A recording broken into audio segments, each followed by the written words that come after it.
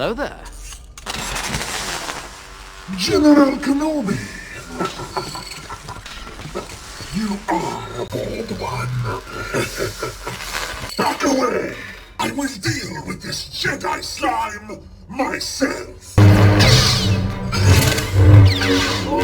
Oh my god, it's robots! Disgustingly, this movie has just turned 20 years old, meaning I am now officially decrepit. And even though I only saw this movie that one time when it first released all those years ago, it had quite a lasting impact on me all these years later. Most notably, my large ass. All I really remember is the auntie with the large ass. Okay, that's not true. I do remember some other things like the Robin Williams robot doing like a Britney Spears dance or something. The world of robots I do remember being really neat. The unique ball ride transportation thing. Babies being built out of a box of scraps! I'm here! Oh, honey, I'm so sorry. You missed the delivery. But it's okay. Making the baby's the fun part. And the visual style of everything looked like it was made out of metals and different screws and gears. It almost seems like a movie that would have lent itself very well to stop motion with how detailed and rusted and worn and tangible everything looked. And that transferred over to the characters too. I got these Burger King toys covered in Whopper juice. I honestly couldn't tell you any of their names except of course Rodney Copperbottom. But despite that, each of their designs have still stuck with me, the way they all looked scrapped together. I remember the villain, especially, and just like loving her dope-ass design, even before the movie had even come out. She just looked so evil and industrial and cool, like a little metal factory Satan. I remember feeling a little shafted that she was kind of like barely in it. And as far as the actual plot, I don't know. A kid me had a fun time, I think. There's fittingly a lot of moving parts to this movie that can be kind of dizzying, whereas a kid I was like, wait, why are we here? Why is Obi-Wan riding Mel Brooks as a giant ball like a boga? Oh yeah, that's another thing. I pretty much only watched this movie day one because I knew Ewan McGregor was in it. Obi-Wan! It had Obi-Wan this time playing the part of a droid, and that alone was enough for me. The Force is strong with this one.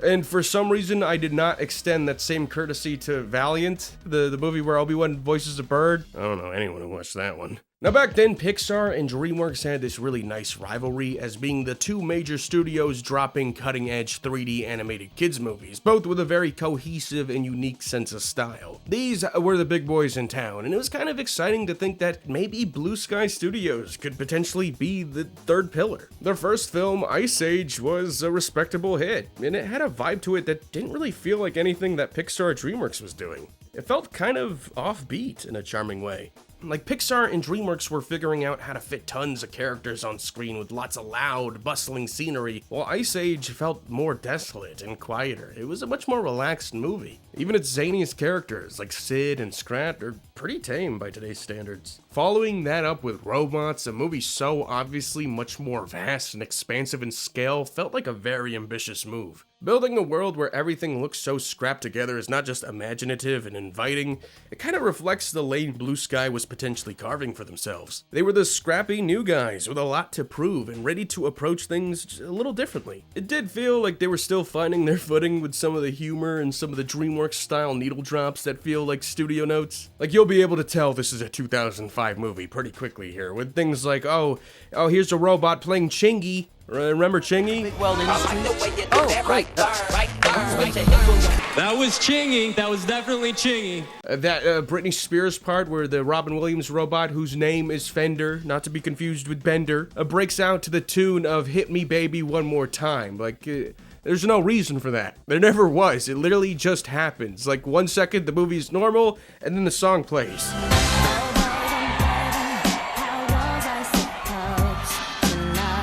It was so out of pocket, it stuck with me and made Kid Me laugh really, really hard. But like, even at the time, that felt like a very dated sort of hello fellow kids reference. And I guess it works. I guess I was properly fellow kidsed. There's a pretty well-layered animated kids movie here with a lot to like about it. And for every good choice, there's like an equally strange one. A lot of stuff that made me go, oh wait. Like Amanda Bynes is in this movie and her character Piper, I remember thinking she was like a major part of this storyline. She's just like not at all, really. She's just kind of there. She almost feels like a last-minute inclusion to get another famous kid celebrity in there. Halle Berry has a character that's sort of a love interest to Rodney, but even she doesn't really get directly involved until like maybe the last 20 minutes or so. I'm gonna be real with you, I just watched it and I can't even tell you what her character's name was. And that's okay, because a lot of what makes Robots interesting is the world it builds, the deeply unsettling implications behind a lot of how society works here. It's the kind of movie that's prime for clickbait videos and BuzzFeed articles like, Why your favorite childhood movie is secretly fucked off! but like, yeah, you think about how this world works and it's pretty crazy. But it's all just a clever way to package broad ideas from our nightmare world to kids. Things like classism, capitalistic greed as a hindrance to innovation and the betterment of society, marketing schemes focused on making the masses feel inadequate, even elements that can be tied back to healthcare and gender identity. Like, this is a world where only rich robots can afford the best and newest body parts, while the poor have to scrape by literally living off of, like, used limbs. And if they can't afford new upgrades, like, they're just told to die.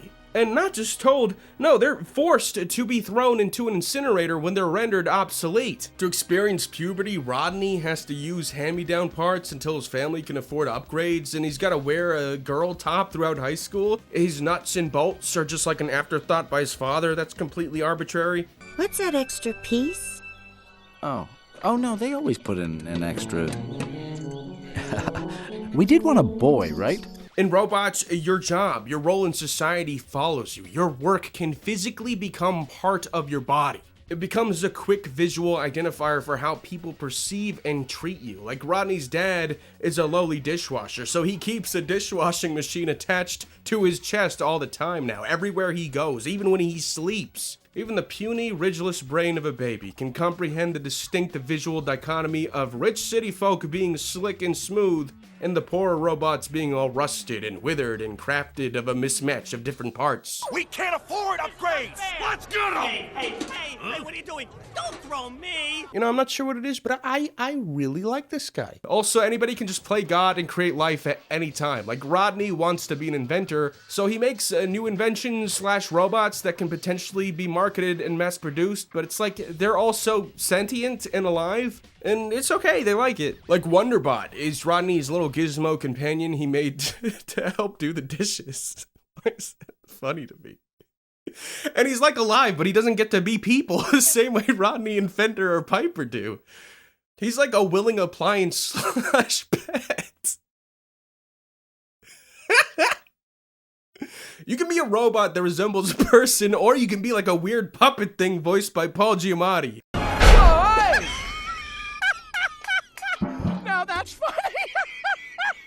The second time! So tired of his meager life, Rodney the robot ventures to Robot City with the dream of selling his robots to robot people. And I like that Rodney's dad here is supportive of his dream, wishing he himself had the boldness to go after his dream of being a musician.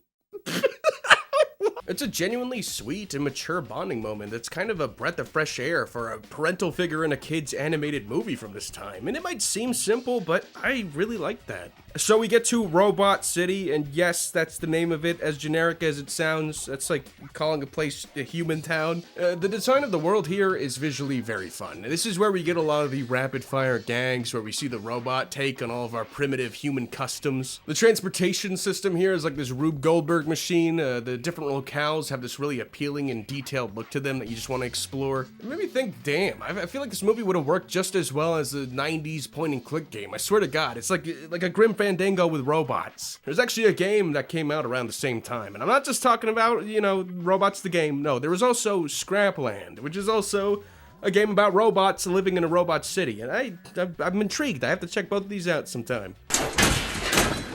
Come on, you can bunk with me.